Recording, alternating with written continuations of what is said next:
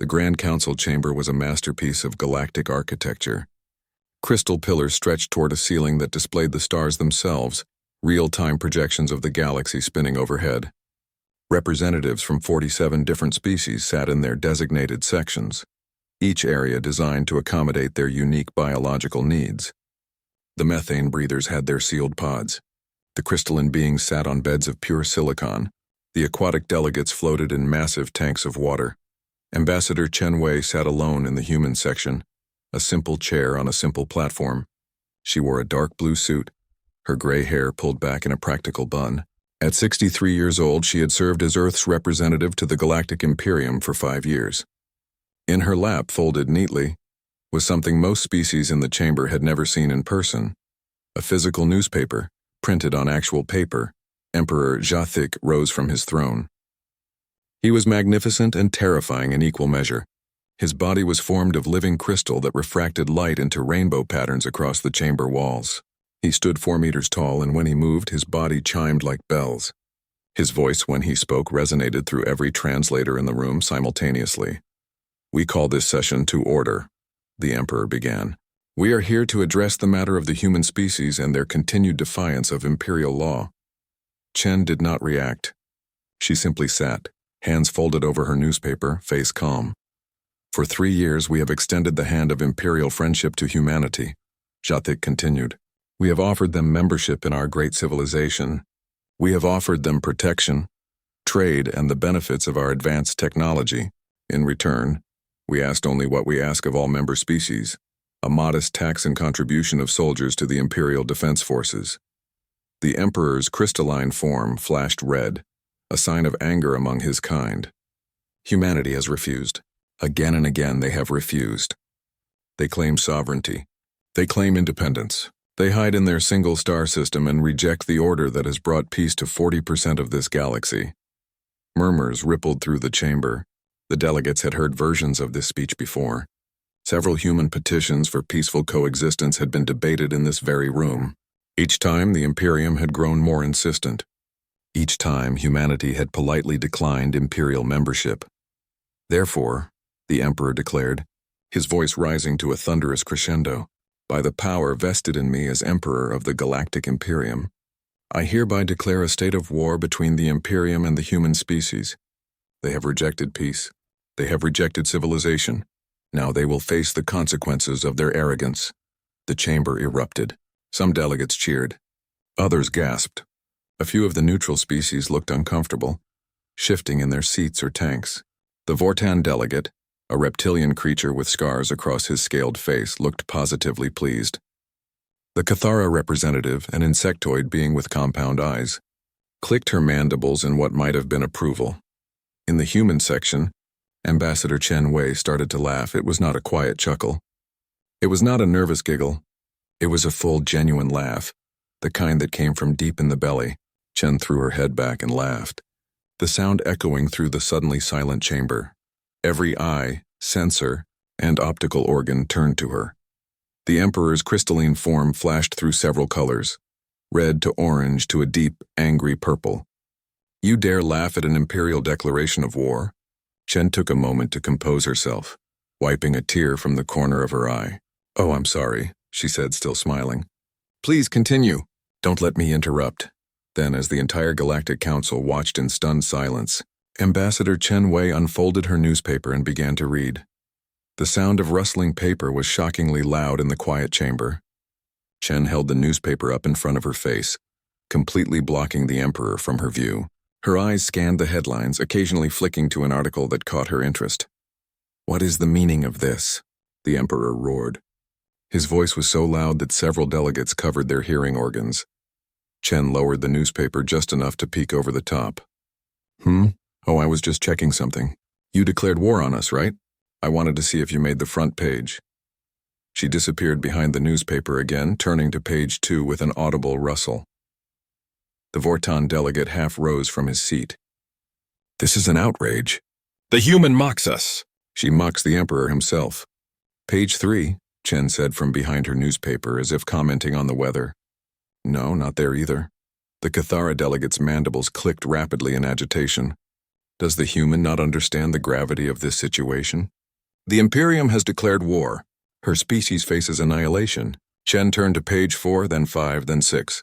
Finally, on page 7, she stopped. Ah, there it is. She folded the newspaper and set it on her lap, looking up at the Emperor with a pleasant expression. Bottom corner of page 7. Small headline. Galactic Imperium latest to declare war on humanity. You're just below the article about the new recycling initiative in New Mumbai. The Emperor's crystalline body was now a deep, pulsing red. You think this is a joke? Not at all, Chen said, her smile fading slightly. It's just not particularly newsworthy anymore. You're the 14th galactic power to declare war on us this century. The first few made front-page news. Big headlines, lots of coverage. But by the 4th or 5th, she shrugged. People just aren't that interested anymore. A delegate from one of the smaller member species, a furry creature called a Pixen, spoke up in a squeaking voice. 14? Did she say 14? The Cathara Syndicate in 2447, Chen began, counting on her fingers. The Vortan Hegemony in 2458, the Crystalline Collective in 2461, the Burning Stars Alliance in 2472, the Consumed in 2480, the Enough, the Emperor interrupted.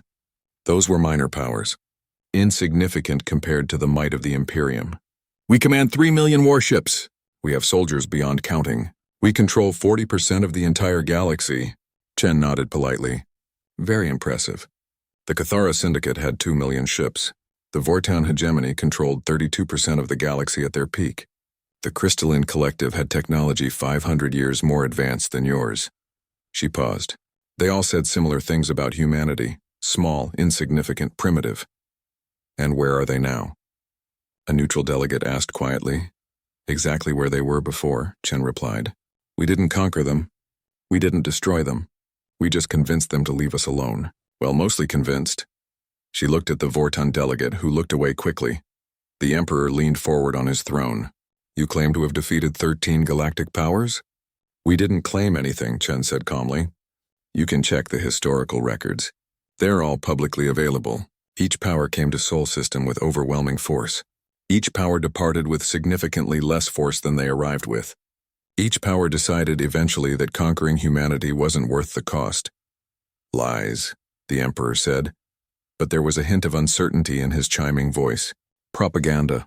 Chen stood, picking up her newspaper and tucking it under her arm. Your Majesty, honored delegates, I have been authorized by the United Nations of Earth to inform you that humanity will provide our formal response to this declaration of war in exactly 72 hours.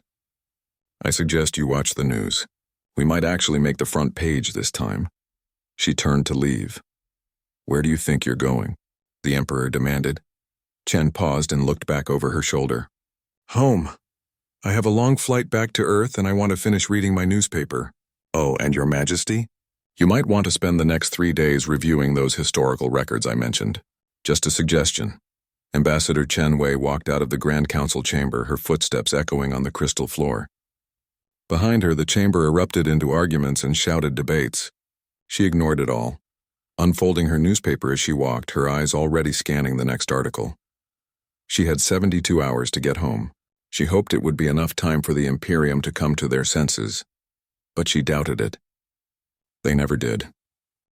The history of humanity's contact with the galaxy was written in blood and fire, though few in the Galactic Imperium bothered to read it. 200 years ago, Earth had been alone. Humanity knew intellectually that life must exist elsewhere in the universe, but they had never seen proof. They had built a modest civilization in their home system, establishing colonies on Mars and Europa, mining operations in the asteroid belt, and research stations throughout Sol. They were young, optimistic, and unprepared. Then the Cathara came. The Cathara Syndicate had been expanding through that region of space for centuries. They were insectoids, each one the size of a human child, but they operated in hive-mind clusters of thousands. Their ships were biological constructs grown rather than built. When their scout fleets detected the radio signals coming from Earth, they saw an opportunity, a species just advanced enough to be useful slaves, but too primitive to offer meaningful resistance. They were wrong. The Cathara fleet arrived with 2 million bioships, blotting out the stars. They sent a simple message to Earth: submit or die. Humanity, faced with impossible odds and technology they barely understood, chose a third option. They fought. The war lasted 3 years. Humanity lost 2 billion people. Mars was bombed from orbit until its terraforming efforts were set back a century. The asteroid belt became a graveyard of human and Cathara ships alike. But humanity had something the Cathara did not expect: desperation, ingenuity, and an absolute refusal to surrender. Humanity studied captured Cathara technology. They learned how the bioships worked. They discovered the frequency that disrupted hive mind communication. They built weapons specifically designed to exploit Cathara weaknesses, and when the Cathara Queen ship finally approached Earth for what they thought would be the final assault, humanity detonated a nuclear mine that had been disguised as space debris. The Queen died. The hive mind fractured. The Cathara fleet tore itself apart in confusion. The survivors fled. Humanity sent a message after them: don't come back. For 15 years, Sol System rebuilt. The scars of war were slowly healed. Humanity told themselves it had been a fluke, a terrible stroke of bad luck. Surely most alien species were peaceful. Surely the galaxy was full of friends they just hadn't met yet. Then the Vortan hegemony arrived. The Vortans were different from the Cathara. They were an old empire, proud and militaristic. They had conquered 40 species and ruled 32% of their region of space. When they learned of humanity's existence and their victory over the Cathara, they were intrigued rather than cautious. They saw humanity as a potential warrior race to add to their armies. The Vortan ambassador was diplomatic at first. He offered humanity a choice: join the hegemony as a client state, contribute soldiers to the Vortan military and enjoy the protection and trade benefits of the empire, or refuse and be conquered. Humanity, still recovering from the Cathara War, politely declined. The Vortans sent 800,000 ships. This war was different. The Vortans were more advanced than the Cathara and far more organized. They didn't make the mistake of underestimating humanity twice. They came with overwhelming force, ready for a fight. What they didn't expect was how much humanity had learned from the first war. Humanity had spent 15 years preparing. They had studied every bit of Cathara technology they captured. They had built weapons platforms on every major body in the solar system. They had turned the asteroid belt into the largest minefield in known space. And, most importantly, they had learned to think like survivors. The Vortan fleet entered Sol System in tight formation, their shields overlapping for maximum protection. Humanity didn't attack the ships. They attacked the space around them. Relativistic missiles launched from Jupiter's moons didn't need to hit their targets. At a significant fraction of light speed, passing within a kilometer of a ship was enough. The shockwaves tore through the Vortan formations. The war lasted 18 months. The Vortans were skilled warriors, but humanity was fighting for survival. Every human loss hurt. Every ship destroyed was mourned. But humanity kept fighting, kept adapting, kept learning. When the Vortan admiral finally retreated with less than a third of his fleet remaining, he sent a message: your species is insane. We will not return. Humanity's response was simple: good. After the Vortans came the Crystalline Collective. After them, the Burning Stars Alliance. Then the Consumed, the Shatar Remnant, the Void Dwellers, and others. Some came for conquest. Some came for resources. Some came simply because they refused to believe that a single system species could possibly be as dangerous as the rumors claimed. Each time, humanity tried diplomacy first. Each time they offered peace, trade, and friendship. Each time they were dismissed as primitives or threatened with annihilation. And each time, humanity showed the galaxy what humans were capable of when their backs were against the wall. The pattern became almost predictable. A galactic power would hear about humanity. They would see that humans controlled only Sol System, a single star among trillions. They would see humanity's relatively small population, their modest technology, their lack of territorial expansion. They would conclude that humanity was weak, easy prey. They would attack and they would learn. Humanity never pursued their defeated enemies. They never demanded tribute or territory. They never sought revenge beyond the immediate defense of Sol. Once an enemy retreated, humanity let them go. This confused many galactic powers. In a galaxy where strength meant expansion and victory meant conquest, humanity's behavior made no sense. But humanity understood something that most galactic empires had forgotten. Home was everything. Earth was not just a planet to them. Sol was not just a system. It was where humanity was born, where they had evolved, where their entire history had unfolded. Every human alive had ancestors who walked on Earth. Every human child learned about the blue oceans and green continents of their homeworld. Humanity didn't need an empire. They just needed to protect their home. So they built their defenses. Every asteroid in the belt was catalogued, mined, and converted. Some became habitats, others became factories. Many became weapons platforms disguised as simple mining operations. The ice and rock of the Kuiper Belt hid thousands of autonomous defense drones, waiting in cold sleep for the command to activate. Saturn's rings, beautiful and vast, were seeded with millions of mines. Jupiter's moons housed railguns that could accelerate projectiles to relativistic speeds. Mars, scarred from the HFY War, became the primary shipyard, its orbit crowded with defensive platforms. Earth itself was protected by layers of shields and satellites, the last line of defense that humanity prayed would never be needed. And throughout it all, humanity kept their true capabilities hidden. When enemies attacked, humanity revealed only what was necessary to win. They held back their most devastating weapons, their most advanced technology. They wanted each new aggressor to underestimate them, to think they had a chance, because underestimating humanity meant attacking with less than full force. And that gave humanity the advantage they needed. By the time the Galactic Imperium heard about humanity, the pattern was well established. 13 galactic powers had declared war on humanity. 13 galactic powers had retreated in defeat. But the Imperium, vast and proud, looked at this record and saw not a warning but an opportunity. 13 minor powers. Emperor Jothic had said when his advisors presented the data. Local warlords and regional federations. We are the Imperium. We control 3 million warships. We have resources beyond measure. These humans defeated scattered fleets and uncoordinated attacks. They have never faced true galactic might. His advisors had been less certain. Your Majesty, the pattern is consistent. Every power that attacked humanity said the same things. Every power that attacked humanity lost. Then we will be the first to win, the Emperor declared. Humanity will learn that there is a difference between defeating rivals and facing the Imperium. Now, as Ambassador Chen Wei's ship traveled back to Earth, the Imperium was mobilizing. Admiral Vorsha, the Emperor's most trusted military commander, was assembling a fleet at the edge of Imperial space.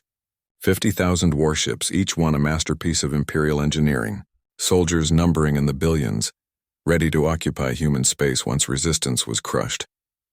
On Earth, the news of the Imperium's declaration had barely caused a ripple. Most humans saw the headline, shrugged, and went about their day. The government issued a statement urging calm and promising that appropriate measures would be taken. The military quietly went to elevated alert status, but there was no panic, no rush to bomb shelters. Humanity had been here before, 13 times before. They knew what was coming. They knew what they would have to do. And they knew, with a grim certainty born of hard experience, that the galaxy would learn the same lesson it had learned 13 times already. You don't wake a sleeping predator. You don't threaten a species that evolved to survive extinction events. And you definitely don't attack humanity in their home system. The Imperium would learn. One way or another, they would learn. Ambassador Chen Wei sat in her cabin on the transport ship reading her newspaper. She had reached the entertainment section now, catching up on reviews of plays and concerts she had missed while stationed at the Galactic Council. Admiral Vorsha stood on the bridge of his flagship, the Imperial Glory, and gazed at the display showing his assembled fleet. 50,000 warships hung in perfect formation at the edge of the Sol system. Each ship was a monument to Imperial engineering, massive hulls plated with crystalline armor, energy weapons that could crack moons, shields that could withstand direct hits from nuclear weapons. His soldiers numbered 12 billion, ready to pour through any breach in humanity's defenses.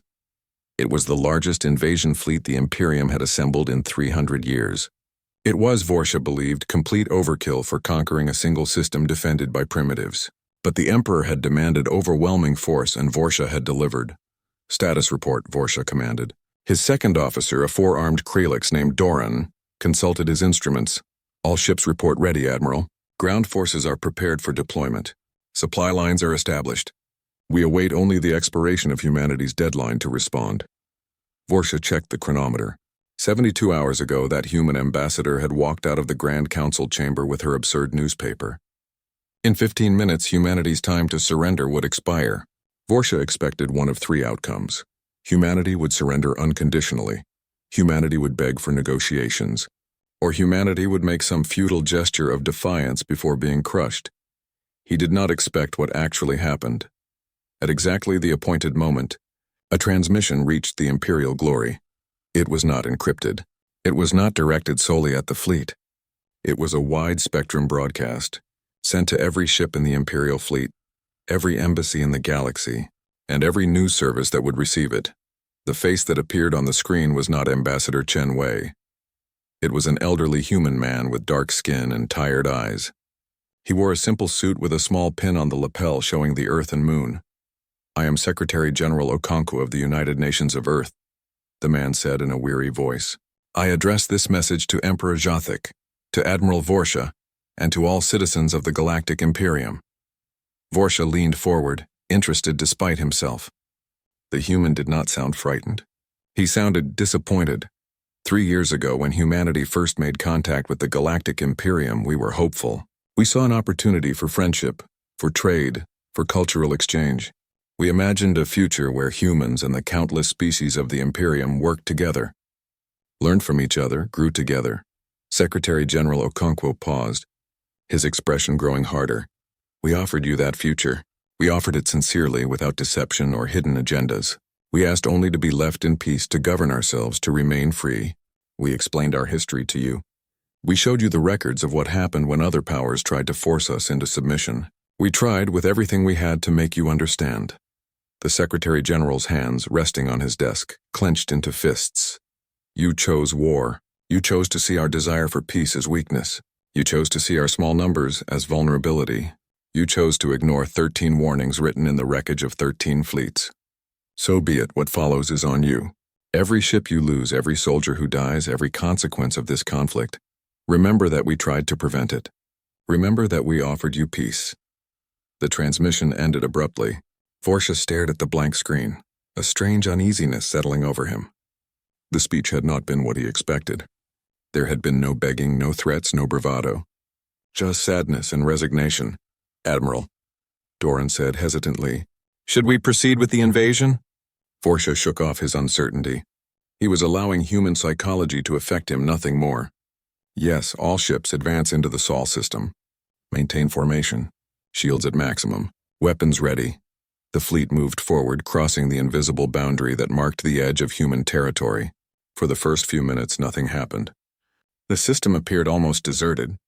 Vorsha's sensors detected the expected planets, the gas giants in the outer system, the small rocky worlds closer to the star, and the blue-green world humanity called Earth, orbiting comfortably in the habitable zone. "Sensor reading?" Vorsha asked. "Minimal activity, Admiral. We're detecting standard mining operations in the asteroid belt. Some satellites around the inner planets.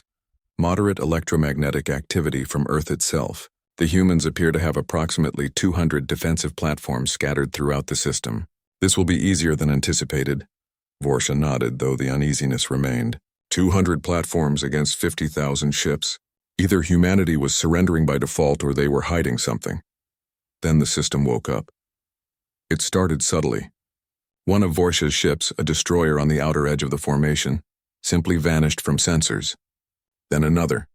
Then 10 more. "Alarms began blaring across the fleet. Report!" Vorsha shouted. Doran's forearms flew across his instruments, his expression shifting from confusion to alarm, to outright fear. "Admiral, we're under attack!" "The asteroids, they're not asteroids. They're weapons platforms!" On the main display, the truth became horrifyingly clear. Throughout the asteroid belt, hundreds of thousands of rocky bodies were powering up. What Imperial sensors had dismissed as simple mining stations and space debris were revealing themselves as disguised military installations. Railguns, missile batteries, directed energy weapons, point defense systems, evasive maneuvers. Vorsha ordered, but it was already too late. The belt opened fire. The scale of it was beyond anything Vorsha had encountered in 40 years of military service. This wasn't a defensive fleet engaging his ships. This was the entire asteroid belt, turned into a single massive weapon. Thousands of railgun slugs, each one accelerated to relativistic speeds, tore through his formation. Imperial shields, designed to withstand conventional weapons, barely slowed the projectiles down. Ships died by the dozen, then by the hundreds. The Imperial glory rocked as something impacted its shields, draining them by 30% in a single hit. Warning klaxons sounded throughout the bridge. "Return fire," Vorsha commanded. "Target those platforms." The Imperial fleet unleashed its weapons. Energy beams and missiles streaked toward the asteroid belt. Some platforms were destroyed, exploding in silent flashes of light. But for every platform destroyed, 10 more opened fire. Humanity had turned hundreds of thousands of asteroids into weapons. The Imperium couldn't possibly destroy them all. "Admiral, we're detecting movement in the Kuiper belt," Doran shouted over the chaos. Thousands of small craft approaching at high speed. Vorsha pulled up the sensor data and felt his blood run cold. The ice and rock of the outer system, which Imperial scans had dismissed as natural debris, was releasing swarms of autonomous drones. They were small, fast, and numerous beyond counting. Tens of thousands of them, moving in coordinated patterns that spoke of artificial intelligence and advanced targeting systems. The drones hit the Imperial formation like a plague. They were too small for capital ship weapons to target effectively, too numerous for point defense to stop, and too fast to evade. They attached themselves to Imperial ships like parasites, burning through armor with cutting lasers, targeting shield generators and weapon systems. "All ships, activate anti-boarding protocols," Vorsha ordered. But these drones weren't trying to board. They were simply destroying everything they touched. Within 30 minutes of entering the Sol system, the Imperial fleet had lost 5,000 ships, 10% of its strength. Within an hour, that number had climbed to 30,000. The survivors were scattered, their formation broken, many ships too damaged to fight effectively. "Admiral, we must retreat," Doran pleaded. "We're being slaughtered." Vorsha wanted to refuse. Pride demanded that he hold his ground, that he push forward despite the losses. But survival instinct and military training overrode pride.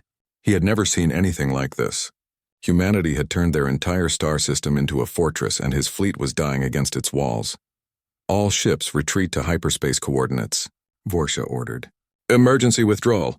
The Imperial fleet turned and ran. Ships accelerated toward the system's edge, desperate to reach the minimum safe distance for hyperspace jumps. But the drones followed.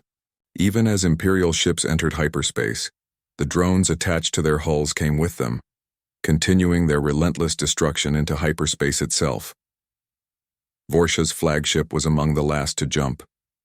As the Imperial glory entered the swirling colors of hyperspace, he looked back at his sensors.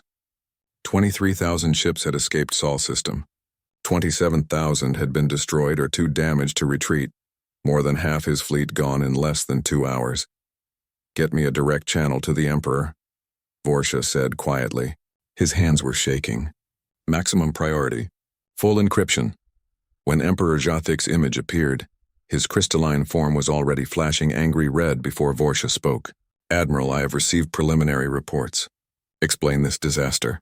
"Your Majesty," Vorsha began, choosing his words carefully. "Humanity has turned their entire star system into a weapon. Every asteroid, every piece of ice in the outer belt, every satellite, all of it was part of a defensive network beyond anything in our intelligence reports. We never got close to the inner planets. We never engaged their actual fleet. This was just their fixed defenses, and they destroyed half my ships." Emperor Jathik stood in his war room, surrounded by holographic displays showing troop movements, fleet positions, and casualty reports. His crystalline body pulsed with colors that reflected his inner turmoil. Red for anger, purple for determination, and occasional flickers of orange that might have been uncertainty. 3 million ships, he declared to his assembled admirals and generals. Every warship in the Imperium, recalled from every border and garrison. We will assemble the greatest armada this galaxy has ever seen, and we will crush humanity once and for all. Admiral Vorsha, still recovering from the disaster at Sol, stood at the back of the room. His objections had been noted and ignored. Around him, other military leaders nodded their agreement with the Emperor, either genuinely supportive or too afraid to voice dissent. Additionally, the Emperor continued, "We will deploy stellar converters, 12 of them positioned around the human star. If we cannot conquer humanity, we will destroy them utterly. Their star will become a supernova, and Sol system will cease to exist. This drew murmurs from the assembled officers. Stellar converters were weapons of last resort, devices that could destabilize a star and cause it to explode. They were expensive, difficult to build, and had never been used in war. The mere threat of them was usually enough to force surrender. Your Majesty, Vorsha spoke up, unable to remain silent. If we destroy Sol system, we destroy any chance of understanding how humanity became so formidable. Their technology, their tactics, their defensive strategies, all of it would be lost. I do not care about understanding them, the Emperor said coldly. I care about eliminating the threat they represent. Humanity has made the Imperium look weak. They have destroyed half an invasion fleet. If we do not respond with overwhelming force, other species will begin to think they can resist us as well. Humanity must be made an example. While the Imperium mobilized for total war, humanity's response to their initial victory was spreading across the galaxy. The drones that had attached themselves to retreating Imperial ships were not just weapons. They were also broadcasting. Every drone carried a simple message transmitted on all frequencies. We warned you. We warned all of you. Now see what you've made us do. The message was accompanied by footage from the battle. Imperial ships breaking apart under railgun fire, drones swarming through the debris, the sheer scale of humanity's defensive network. The footage was not edited for drama or propaganda. It simply showed the truth of what happened when you attacked humanity in their home system. The message spread. News services picked it up. Independent captains carried it from system to system. Within a week, every species in the galaxy had seen what humanity was capable of. The reaction was mixed. Some species saw the footage and felt vindicated in their decision to never provoke humanity. Others saw it and began to reconsider their alliances with the Imperium. A few saw it and started planning their own defensive strategies, wondering if humanity would be willing to share their technology. The Galactic Council, which had watched Ambassador Chen Wei walk out of their chamber just days ago, called an emergency session. This time, Chen was not alone. Representatives from 15 neutral species had requested to speak, and they all had the same question.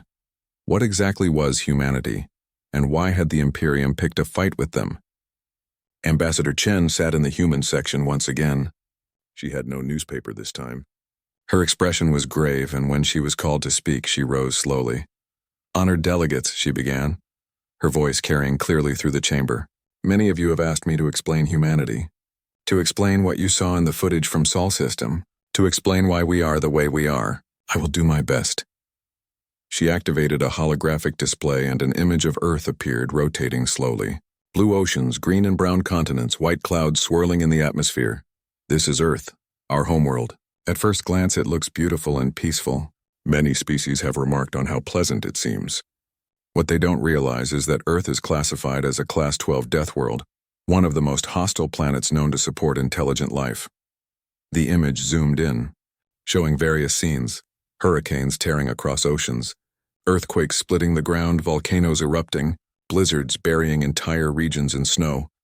Earth tried to kill us. Every single day of our evolution, our planet tried to kill us. Predators hunted us. Diseases infected us. The weather froze us or cooked us or drowned us. Volcanoes buried our ancestors in ash. Ice ages forced us to migrate or die. For millions of years, Earth was an enemy we had to overcome simply to survive. Chen looked around the chamber, making eye contact with as many delegates as possible. We are not the fastest species. We are not the strongest. We are not the smartest, though we like to think we are. What we are is stubborn. We are survivors. When everything in the universe tells us to give up and die, we say no and keep fighting. A new image appeared. Ancient humans, huddled around fires in caves. Then humans building cities. Then humans splitting the atom. Then humans reaching for the stars. We nearly destroyed ourselves a dozen times. Wars that killed hundreds of millions. Weapons that could end all life on our planet. Environmental collapse that almost made Earth uninhabitable. We came so close to extinction that you could see it from space. And yet we survived. We learned. We adapted. We became better. Or at least we tried to. The image shifted to show the first Cathara attack 200 years ago. Ships burning in orbit. Cities devastated by bombardment. When the Cathara came, we lost 2 billion people. That's 2 billion individual lives. Each one precious, each one mourned. We had no warning, no preparation, no understanding of galactic politics or warfare. We just had to fight or die. So we fought. Chen's voice grew harder. And we learned. Oh, how we learned. We studied every piece of Cathara technology we could salvage. We built defenses, weapons, strategies. We turned our entire star system into a fortress, not because we wanted to conquer anyone, but because we never wanted to be that helpless again. The holograms cycled through images of the 13 wars humanity had fought. Each one showed the same pattern: attack, resistance, victory, and humanity offering peace to their defeated enemies. 13 times galactic powers have attacked us. 13 times we tried diplomacy first. 13 times we were told we were too weak to matter, too primitive to be taken seriously. And 13 times we proved them wrong. Not because we wanted to, not because we enjoyed it, but because we had no choice. A delegate from a small species called the Whisperers raised a tentacle. Ambassador Chen, your footage shows incredible defensive capabilities. Why do you not use these weapons to expand? To build an empire of your own? Chen smiled sadly. Because we don't want an empire. We want home. Earth is where we were born. Soul is where we belong. Every human alive has ancestors who walked on Earth's soil, swam in Earth's oceans, looked up at Earth's moon. It's not just a planet to us. It's everything we are. She paused, letting that sink in. We don't need other worlds. We don't need to conquer or control or dominate. We just need our home to be safe. And we will do anything to protect it. The chamber was silent. Even the delegates who had sided with the Imperium looked uncertain now. The Imperium has declared total war on us. Chen continued. They are gathering 3 million warships and weapons that can destroy our sun. They look at our small numbers and think they can overwhelm us. They look at our single system and think we are weak. Chen's expression turned cold, and for the first time, the delegates saw not a diplomat, but a warrior. They are making the same mistake 13 others made. They think that because we don't expand, we are not dangerous. They think that because we prefer peace, we are not capable of war. They are wrong. She brought up new footage. The human drones still attached to Imperial ships, still cutting through armor, still broadcasting their message. Those drones will not stop. They will follow every Imperial ship that escaped. They will hunt them through hyperspace. They are self-replicating, using material from destroyed ships to build more drones. By the time the Imperium assembles its 3 million ships, there will be millions of our drones already in their territory. A horrified murmur ran through the chamber. You've weaponized your enemy's own fleet, someone asked. We've done what we always do, Chen replied. We've adapted. We've survived. We've learned from every war, every attack, every attempt to destroy us, and we've become very, very good at defending our home. She turned to look directly at where the Imperium's empty seat stood. I know the Emperor is watching this. I know he's committed to total war. So I will say this clearly. You can still stop. You can still choose peace. You can recall your fleets, dismantle your star destroyers, and leave us alone. We will even help you deal with the drones. We don't want to destroy the Imperium. We don't want millions of your people to die. Chen's voice dropped to almost a whisper, but every translator in the room caught her words. But if you come for our home with everything you have, we will respond with everything we are. And I promise you, Emperor Jathik, you have never seen everything we are. Sol Systems defenses that destroyed half of Admiral Vorsha's fleet. That was us holding back. That was us trying not to kill too many of your people. The assembly took 3 weeks. From every corner of Imperial space, warships converged on the staging area at the edge of the galaxy. 3 million vessels representing the entire military might of an empire that had stood for 2,000 years. Battleships the size of mountains. Carriers holding thousands of fighters. Dreadnoughts carrying weapons that could reduce planets to molten slag. And among them 12 stellar converters. Massive machines, each one a monument to destructive power. They would be positioned around Sol's star, then activated simultaneously. The star would destabilize, expand rapidly, and consume everything in the system before collapsing into a black hole. It would take hours, giving the Imperium time to withdraw. But for humanity, there would be no escape. Admiral Vorsha stood on the bridge of his rebuilt flagship looking at the fleet assembled around him. It was magnificent and terrible. Every ship had been refitted after the first battle, equipped with anti-drone measures and improved shields. The soldiers aboard numbered in the trillions when you counted all the ground forces. This was not a fleet meant to conquer. This was a fleet meant to annihilate, Admiral, his second officer, Doran, reported. All ships report ready. The Emperor's personal flagship has arrived. We await his order to advance. Borsha nodded slowly. He had voiced his concerns about this battle. He had shown the Emperor the historical data.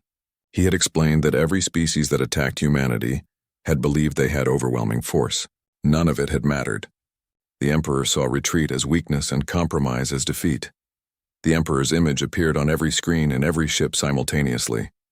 His crystalline form was pure red now, all uncertainty gone. Soldiers of the Imperium, Jathik began. Today we face an enemy that has defied us. That has killed our comrades. That has made us look weak before the galaxy. Today we will show them the price of defiance. Today we will show the entire galaxy that the Imperium does not forgive and does not forget. Today, humanity dies. 3 million ships roared their approval. Engines ignited. The fleet began to move toward Sol system, a wave of destruction that seemed unstoppable. On Earth, alarms sounded. Not the panicked warnings of imminent death, but calm, measured alerts. The military went to full combat status. Evacuation shelters opened, though few people used them. Humanity had been here before. They had faced extinction and survived. They would do it again. In the United Nations headquarters in Geneva, Secretary General Okonkwo sat at his desk, his face lined with exhaustion and sorrow. Before him was a single control panel, sealed behind biometric locks. It had been built after the HFY War, upgraded after the Vortan War, and improved with each subsequent conflict. It had never been fully activated. Ambassador Chen Wei stood beside him, having returned from the Galactic Council. She placed a hand on his shoulder. "Are we sure?" Okonkwo asked quietly. "Once we do this, there's no going back." "They're bringing stellar converters," Chen replied, her voice equally quiet. "They're not coming to conquer. They're coming to destroy. We don't have a choice." Okonkwo nodded and began entering the unlock codes. Around the world, similar codes were being entered by other UN officials. This required unanimous agreement from all permanent members of the Security Council. One by one, the confirmations came through. "God forgive us," Okonkwo whispered, and pressed the final button. Throughout Sol system, hidden mechanisms that had been built over 2 centuries began to activate. These were not the weapons that had destroyed Admiral Vorsha's fleet. These were not the drones or railguns or missile platforms. This was humanity's final line of defense, the weapon they had hoped never to use. Wormhole generators. Humanity had mastered localized space-time manipulation 40 years ago. The technology allowed for instantaneous travel between 2 points, folding space itself. It had revolutionized travel within Sol system. But the military applications had been obvious and terrifying. You could fold space. You could create a tunnel between 2 points.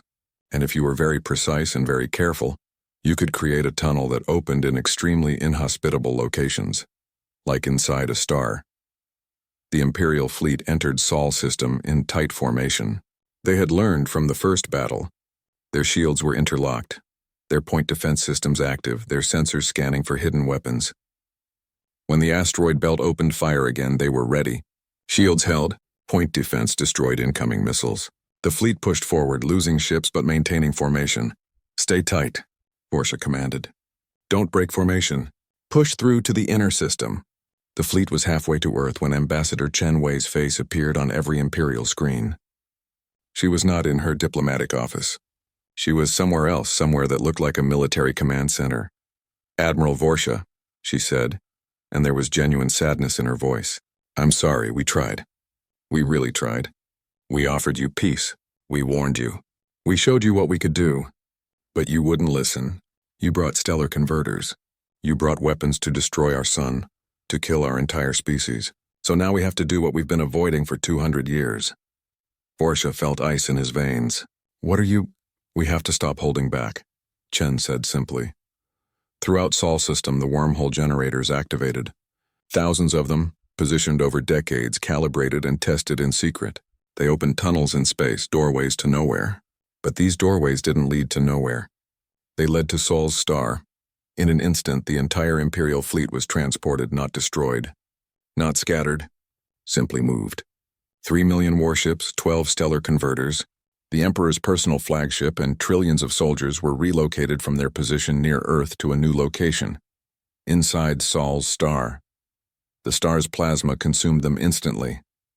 Ships designed to withstand nuclear weapons melted like ice in a furnace. Shields that could deflect energy weapons offered no protection against the core of a star. In the time it took for Vorsha to understand what had happened, he and everyone aboard his ship were gone, reduced to their component atoms and absorbed into the star's fusion reactions. Emperor Jathic had perhaps a second longer to understand. His crystalline body, which could survive almost any environment, lasted fractionally longer in the stellar core. Long enough for him to realize that humanity had not been bluffing. Long enough to understand that they had, in fact, been holding back. Long enough to know that his empire had just been decapitated in a single move. Then he too was gone. The galaxy watched in real time. The footage was inescapable. One moment, the largest fleet ever assembled was approaching Earth. The next moment, they simply vanished. News services rushed to explain what happened. Scientists analyzed the data. Military strategists tried to understand the implications. Humanity had turned space itself into a weapon. They had relocated 3 million ships directly into a star without firing a shot. The precision required was incredible. The power requirements were astronomical. The sheer audacity of the tactic was beyond comprehension. Within hours, the Imperium began to collapse. The Emperor was dead. The military leadership was gone. The systems that had been held in line by Imperial force saw their chance and rebelled. Species that had been conquered generations ago rose up. Civil wars erupted in a dozen sectors. 40% of the galaxy descended into chaos. Secretary General Okonkwo watched the reports come in, his face gray with grief. "We killed trillions," he said quietly. "They would have killed all of us," Chen replied, but her voice was hollow. "Every man, woman, and child on Earth, every human in the colonies. They brought weapons to destroy our sun." "I know," Okonkwo said. "I know we had no choice. But that doesn't make it hurt less." Humanity immediately pivoted from war to aid. Medical ships launched toward former Imperial territory. Engineers volunteered to help rebuild infrastructure. Humanity shared technology for food production, water purification, and basic survival. They didn't do this out of guilt, though guilt was certainly present. They did it because it was the right thing to do. The new Galactic Council, formed from the ashes of the Imperium, met for the first time 6 months later. Ambassador Chen Wei was offered a permanent seat. Recognition of humanity's role in ending the Imperium's tyranny, though many privately questioned whether humanity had saved the galaxy or simply traded one threat for another. Chen accepted the seat, but only after making several things clear. "Humanity will help rebuild," she told the assembled delegates. "We will share technology. We will offer aid. We will be the best neighbors we can be. But Earth remains our line in the sand. Sol System is our home. We will never expand beyond it by force. We will never build an empire. We will never seek to control or dominate others." She paused, making sure every delegate was listening. "But we will also never allow anyone to threaten us again. Every species here has now seen what humanity is capable of when pushed to the edge. Some of you are afraid of us now. I understand that. I would be afraid of us too. So I will make you a promise. Leave us in peace and you will have no better friend in this galaxy. We will trade fairly. We will share knowledge. We will come to your aid if you ask. But threaten our home." Chen didn't finish the sentence. She didn't need to. The vote to accept humanity's conditions was unanimous. Over the next decade, the galaxy slowly stabilized. Humanitarian crises were addressed.